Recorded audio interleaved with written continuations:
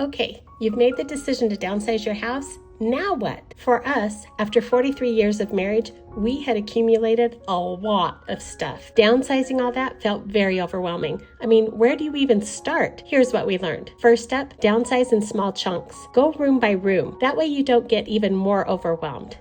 In each room, create 5 areas or piles or boxes. The first box is stuff to be donated. Second box is stuff to keep. Third box is trash. Fourth box is stuff to sell. And the fifth box is the stuff you ask your kids if they are interested in having. I found the fifth box to be very helpful because I tend to attach memories to things. So if I no longer need those things, giving our kids the option to have them was comforting. And if our kids didn't want them and I didn't need them, I felt comfortable donating them. Next, obviously when downsizing, there won't be a need for as much furniture as you have. We sold a lot. We kept the money we made from selling the furniture in a separate budget so that we could then use it to replace older furniture or invest in new smaller pieces of furniture. One of the most difficult areas for me to downsize was my holiday decor. I went through that by holiday and just applied the 5-box sorting method. There were so many holiday decorations that we couldn't take, and yet our kids were excited to have them. Yes, it was a challenge and oddly enough emotional, but now that it's done, I do feel true peace. For us, downsizing has been emotional.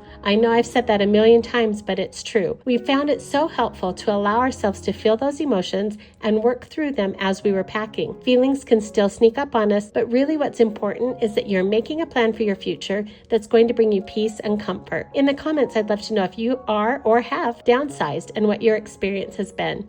Thanks for watching.